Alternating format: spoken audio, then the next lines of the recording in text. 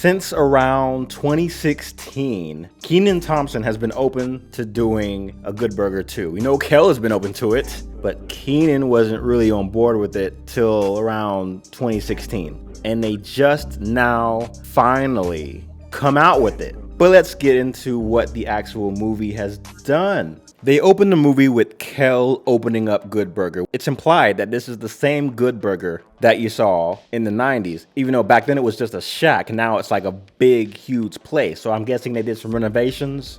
They immediately bring back the talking hamburgers, but this time he has some friends. There's a talking shake, talking french fries. He does a little singing number. Then they reveal he's just being delirious. He's just high or something. And then he wakes up to the customers. And then he does his thing. Welcome to Good Burger, home of the Good Burger. Can I take your order? We catch back up here with Kenan, whose name on here was apparently Dexter Reed. And I have a little question about that later.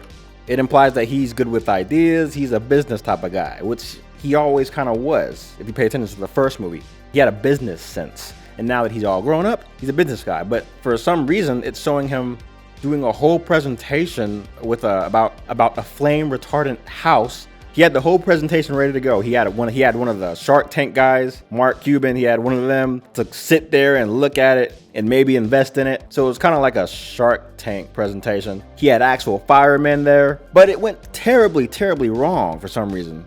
And his office assistant is like, oh, well, I guess this means we don't have a job anymore. How did he even get this far as being the CEO manager type of, if this is the type of presentations he has? It's just kind of weird. It implies that he's always been a fuck up. But how did he get here in the first place to where he's wearing a blazer, he has an office assistant, he's a CEO? Because of that one bad presentation, they lock him out of his business, and now basically he doesn't have a place to live. Like, apparently he was using his own house for the fire presentation, which, why would you do that? Not that it looked like a real house, it looked like a fake house, but I guess that doesn't matter. Then out of nowhere, Dexter pulls up that old yo-yo, which is all dusty and shit. Like he's never touched it before, even though he just picked it up like he's always had it on him. He just picks it up and dusts it off a little bit. The yo-yo is from the first movie, by the way. And it reminds him of Kel. And now all of a sudden he's like, let me go visit Kel. Dexter had to go take a Greyhound to go see his friend from another state. Does he not have a car? Or like, did they take the car too? Wow. Kel comes to pick his ass up in the hamburger car that he has. That's from the first movie too. In the last movie, it was Dexter who hit Kel on his roller skates. But now it's the other way around. Almost immediately, you see them referencing Mondo Burger and how Ed's sauce helped them conquer Mondo Burger. You have this food influencer come and try out his burgers. They do the super powered condiment stick from the beginning there. So yeah, it's implied that this is the same Good Burger from the 90s, only it's probably like renovated. Apparently Ed has been working here since he was 15. He is now about 40. Apparently it's been 5 years since they last saw each other. I'm glad they didn't be like, oh, it's been literally 26 years since we last saw each other, since the last movie. It's more realistic that way. Let's just say that they've been seeing each other on and off for several years at a time because they're friends. Kel, or Ed, introduces him to everyone in the kitchen, which is an interesting group of people. You have the old person. That's something that was in the original movie, the old guy, but now it's a woman. Then apparently he bore a son, and he is just like Ed. Then it's revealed here that apparently Dexter has a niece. And they also reveal that he apparently has a sister. And the niece is like, oh, what's my uncle doing here? Wait, didn't you just leave me and my mom and just stop talking to us? So it's obvious that they just invented this character to have some connection to Dexter. They show that Ed is still just as dumb as ever, but he's a good guy. He's funny. They imply that Dexter used her mom out of some money and then kind of ran away with it, which goes back into his character of being like, hustler, wannabe businessman. The first major cameo from the last movie. She played this character back then, and I think she also did it on All That. You can kind of see in this scene how weird Ed's makeup is. Like the sunlight is making him look like a Simpsons character. Then they go to Ed's house, which, damn. It's an ongoing joke that Ed literally wears his uniform all the time. He never gets out of it. And now it's like, so do his kids. Same hairstyle and everything. And it's actually really funny. It's like the inside of a clown house. Like you got a giant ketchup bottle, you got burgers in a jar, a portrait of burgers. It's a burger themed house, which is very fun. He has a daughter named Pickles, one daughter named Mustard, even one named Ketchup, but he doesn't like her that much. And then you got a son who's really into video games. He walks around with a Switch. Then all of a sudden, out of nowhere, that hot chick from the last movie pops up, and it's immediately implied that, oh, is she the mom? Are y'all really serious right now? But then it's like, oh no, she's the nanny. The nanny? Oh, okay, well, okay, good. Because it wouldn't have made sense with these kids. Then the real mom pops up, and you're like, oh, okay, thanks. Thank you so much for trying to make sense out of this and not making it 100% stupid. I believe she was on SNL. She's a trapeze artist, but not like what you think. She's an artist that makes trapeze artwork. They also have a dog named Attack. I thought that was funny. Again, it's a nice house that Kel has, but everything is themed around hamburgers and like fast food in general. Dexter is apparently so down bad right now that he goes back to Ed to ask if he can work with him again, just like he did 26 years ago. He's doing it like he's just wanting to hang out with him more, but damn, how do you go from where you was to wearing a McDonald's uniform? And he's still being secretive with him. He's not really telling him why he's there, why he all of a sudden had the time to see him again. Apparently the other worker from the first movie / all that was just in the freezer the whole time, frozen to death. But they thaw him out, and now he's just 22, 24, 25, 26 years older now. Ladies and gentlemen, Marsai Martin and Lil Rel. Lil Rel comes in as this shady businessman, and immediately Dexter is like, who is this guy? I don't think we should trust him. Because he reminds him of himself, the shady businessman wannabe. Oh yeah, also Keenan immediately wanted to try to tie Kel into some type of business idea / scheme. Dexter's the schemer. It seems like Lil Rel's character is trying to get Kel to sign off on something so he can like Ray Kroc his way into making a Good Burger franchise or something like that. Kel takes the whole kitchen out to go roller skating, that's cute. I do like how they use the kitchen crew in this movie. Dexter has a brilliant idea for permanent ice. Some goons sent by Lil Rel Howard comes to Ed while he's trying to skate for like a shakedown. He ends up shaking one of them down. They're really trying to trick him into giving his signature for this little thing that Lil Rel wanted him to sign. Lil Rel pulls up in a yellow Lambo and tries to entice Dexter to come see what he sees and try to get him on board with what he's doing. This Lil Rel character is like a super successful version of what Dexter wanted to be. Businessman, CEO type. But at the end of the day, he's a hustler and a scammer. Dexter too is a hustler and a scammer, but he means well. Lil Rel just don't give a fuck. He's just gonna hustle and scam.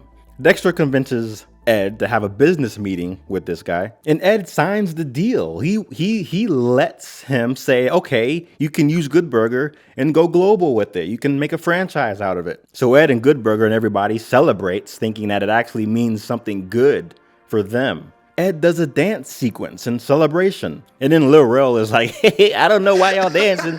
Y'all are all fired after this. I own the business now. Y'all are fired. What are you dancing for? He got Dexter and Ed to sign a contract, and now they're screwed out of their own job. So this is halfway into the movie, and of course this is where the conflict comes in. Everyone is like, oh, you did this, and they all walk away. And then Dexter's like, damn, this is all my fault. No shit. Then there's this random celebrity cameo sequence. I'm sure in real life they're all just fans of the first movie, and they all just wanted to be on the new movie. George Clinton is even on here, and you know, he's actually on the first movie as a cameo. Apparently George Clinton really likes Good Burger, and you see all of his nose hairs, not just some of them, you see all of them.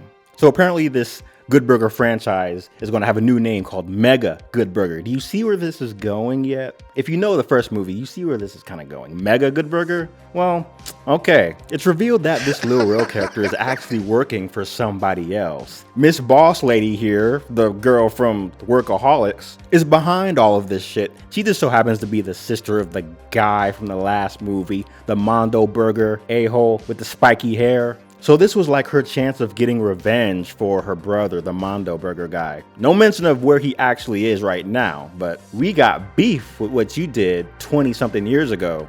She wants to use robots for the whole situation, and they all just happen to look like Ed. Of course, this ties into the real life, modern day situation of having robots do everything.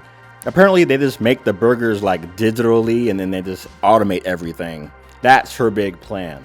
Just like a super fast food villain would do. She is funny though. They get Ed and Dexter out of there after showing them everything. They deal with an automatically driving robot car. Eventually it becomes a throwback to the last movie of them not being able to drive. They mention delivery methods. They mention DoorDash. Doritos wanted to have an advertisement with the movie for some reason. Then of course you have the grand opening of the Mega Burger. That's when the team of Good Burgers go in to do their big idea, which includes, of course, dressing up, being in disguise, and infiltrating Mega Burger. Wow, it's a lot like the last movie. Again, I do like how they use the other crew members from the kitchen in this movie, where they didn't really do that in the last one. There's yet another weird dance sequence. I guess they're being a distraction or something. Yeah, they're being a distraction. It is very distracting. These three end up getting right there where they need to get to and then being discovered. You'd think they would just have Ed stay there and pretend to be a robot, but no, they don't do that. They do something a little different, or should I say something more similar to what they did last time. Dexter's surprise niece here has these shoes that keep getting her into trouble. One time it's like her shoelaces get untied and she trips or something. And then next time it's like she steps on some bubble gum and she can't move or something, and it slows her down. Ed and Dexter find the control room of the whole thing, and Dexter goes to save his niece.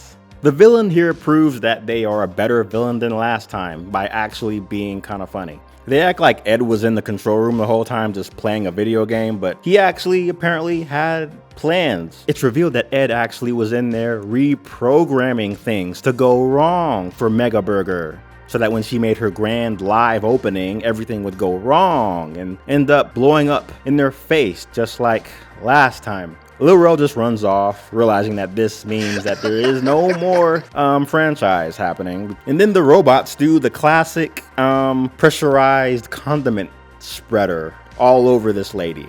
And they really drench her in condiments. That whole ketchup mustard spray thing is a whole throwback by itself, but eh. So basically, Ed ends up saving the whole day because he all of a sudden decided to be smart. Good Burger once again defeats Mondo Burger, and everything kind of goes back to normal. You'll never guess who Keenan's sister is actually supposed to be here. The Leslie Jones cameo. Then you have the Kai Cenat cameo at the very end. I actually thought it was him playing Ed's son at the beginning. Ed's son literally crashes into the restaurant, and then they're like, what the heck? But then Ed is like, oh, welcome to Good Burger, home to Good Burger. They end it exactly the same way they ended it last time. They even used the same song, more or less. It's remixed or whatever, but it's the same thing. Now, for a quick history, for those who don't know, this movie is based off of a movie from 1997, which is Good Burger. It was based on a reoccurring sketch they did on the kids' version of SNL back then, called All That.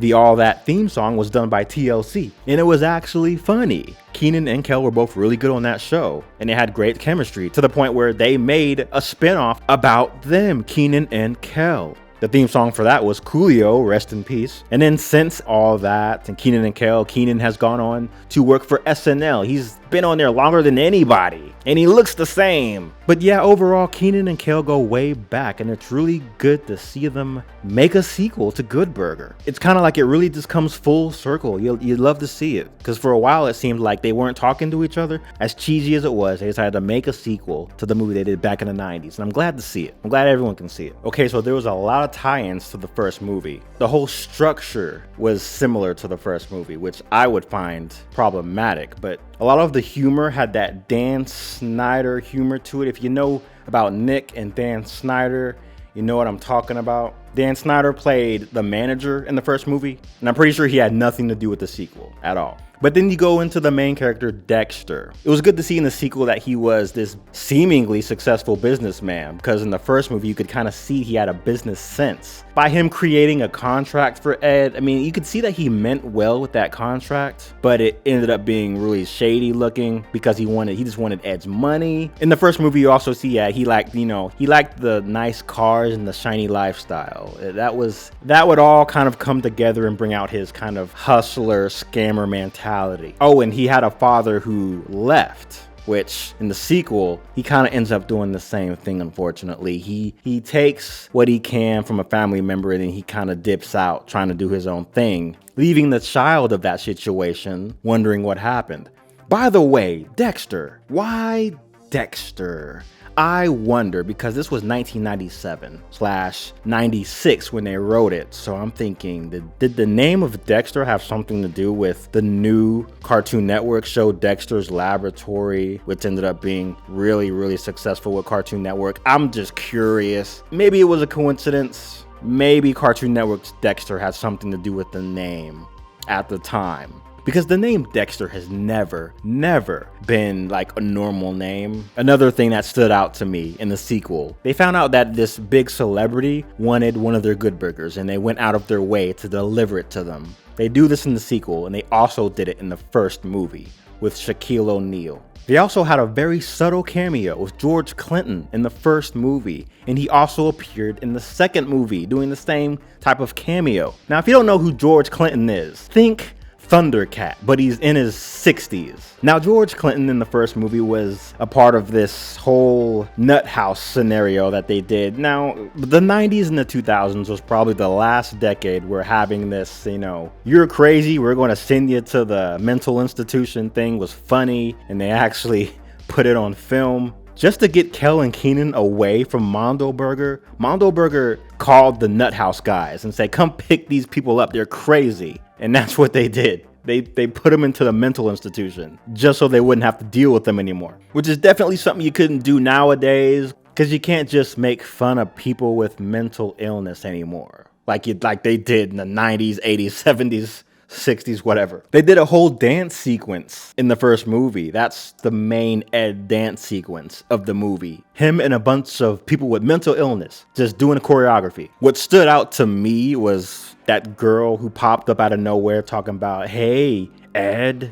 That's actually the same actress who played Velma in Scooby-Doo 2002. Just something I noticed. Now, that first movie was very, very 90s. You had the 70s references with George Clinton, and then you also had Sinbad being a teacher who dressed like it was still the 70s, which is funny because I'm sure nowadays you would have the teachers who were really into the 90s doing the same thing.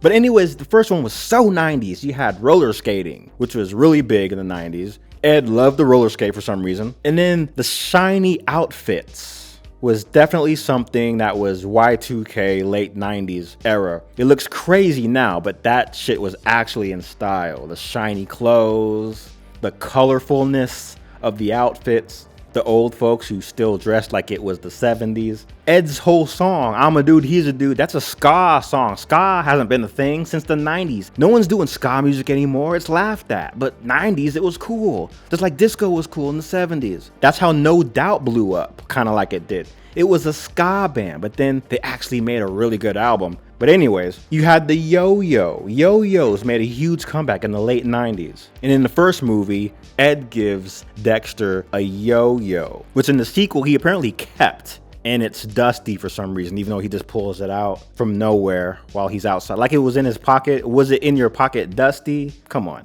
But they used the yo-yo as a way to remind Dexter about Ed. They brought back the talking hamburgers from the first movie, and they brought back the burger car, kinda. It doesn't look as good as it did in the first movie, but they brought back the burger car. Dexter couldn't drive in the first movie, and it's implied that he can't drive in this one either. It's kind of weird. How long has it been? The kitchen crew from the second one is refreshingly different, and again, I like how they used them. But they kind of do the same stick with the old person that they did in the first one. The first one, they had the old guy who could barely breathe. It's really sad if you think about it. There's really no reason a 70-plus-year-old person should be working fast food. but you actually will have that somewhere out there. It's not as crazy as the movies would make it seem. The whole niece just happening to work there at the place that he wanted to work at too is totally contrived. Didn't even know he had siblings, much less a niece. The first movie did nothing to say anything about his family outside of him not really knowing his father. So for him to just suddenly have a niece, oh, hey, niece, that was pretty shocking. So I'm glad she was able to make a cameo. She goes way back with them to All That. She was in the last movie playing the obnoxiously hot distraction trying to get the secret sauce out of Ed. I want your sauce so bad. That shit. The manager situation for Good Burger is completely opposite of what it was last time. Now it's like a kid, which makes sense. You got a lot of young people managing shit now. It's actually implied that Ed is rich, which makes sense. Like, why wouldn't you be? You know, you've been a part of a restaurant chain for years. You think he'd be like the manager or the owner or something, but no. It's implied that he's rich, but it shows him just working the register like he always does.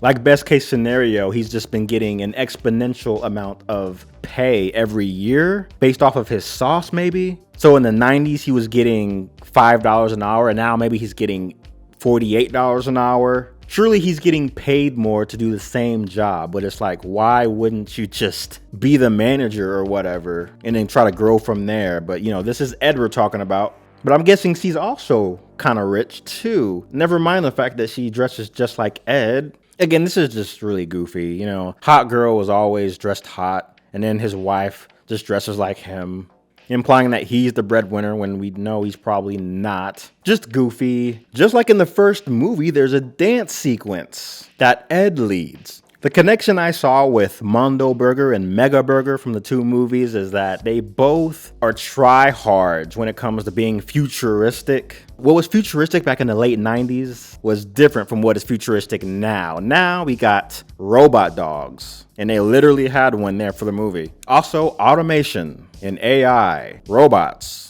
There's a huge implication with Dexter here that he still can't drive. And you can see it in the car scene where he's like trying to take over the automated car. There's a direct tie-in to the last movie where he's like barely keeping control of the huge van at the end of the movie. And at the beginning of the movie where he had the nice car and he hit Ed. Did he ever get his license? There's another tie-in where in the new movie, they try to infiltrate Mega Burger in the same way that they infiltrated Mondo Burger in the last movie by dressing up. Although in this time, they're not dressing up like women. They're not wearing dresses. Oh my God. Like, they really made Kel dress up in some women underwear in the last movie.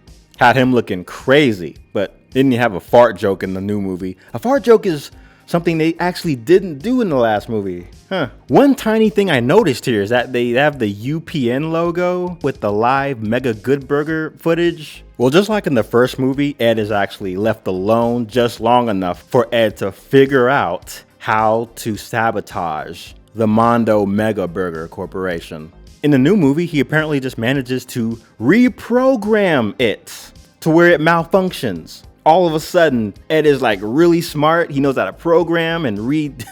But anyways, Ed does the exact same thing in the last movie. After he was alone for a few minutes, he figured out that he could use Mondo Burger's own ingredients against them to make the burgers come out super fat to where they explode and everything goes wrong. And at the end of the movie, he just explains, oh yeah, I just came up with this idea to have the whole corporation implode on itself. And that's what they did in the second movie. Ed just explains, yeah, I'm just really smart sometimes when I want to be. And then again in the sequel, they switch it up with the whole condiment spreading thing. Instead of Dexter spreading ketchup and mustard everywhere onto the bad guys, it's Ed, or Ed's robot. Point is, they're using the same exact stick they used last time. They really drenched her in that shit. That was kind of gross. And then the sequel ends it exactly the same way the first movie ends it, using pretty much the same music. I mean, it's nostalgic, it's sentimental, but damn, you'd think they'd find another way to end the movie after 26 years. But that's what they do a lot of times in these sequels when they don't have a whole lot of new ideas. They literally try to go back to the old movie and rehash the same little bits that they did in that old movie. And they think that the viewers is going to be super nostalgic and sentimental about it. Oh wow, they did this like like an Easter egg or something. Oh wow, they did. But in reality, it boils down to lazy writing. Like, I don't really like when they do that, because we've already seen it. I believe a good sequel is completely different from the original.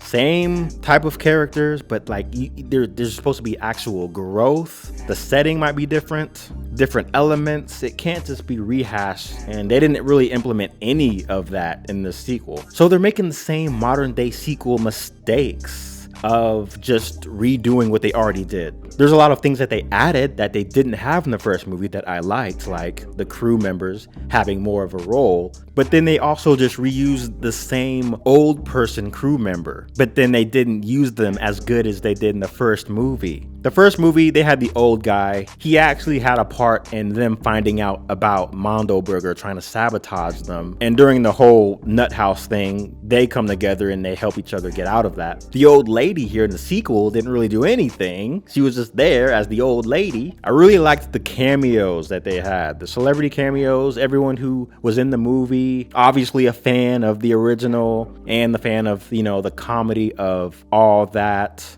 Good Burger. Those are good people. And I just wish that they had Sinbad come back somehow. He was actually a big part of the story in the last movie. The teacher that Dexter owed money to. I would like to think that it's because Sinbad wasn't available, but he should have been a part of this somehow. They had all these other cameos. Where was Sinbad? George Clinton came back and did something. They also redid the whole celebrity delivery thing. What they did was Shaquille O'Neal in the first movie, they did it with this other person now. I don't really know who she is, but apparently she's a celebrity. And they did that whole cameo. They made the whole crew go out to deliver this food for her in this movie. But yeah, overall, I would say honestly that the sequel is slightly better than the original, even though it's almost the same. The original had really funny little moments in it, but also the villain sucked. I hated him. He was the dick with spiky hair. In the sequel, the villain was actually funny. I liked her. They actually used the crew members more. They were funny too,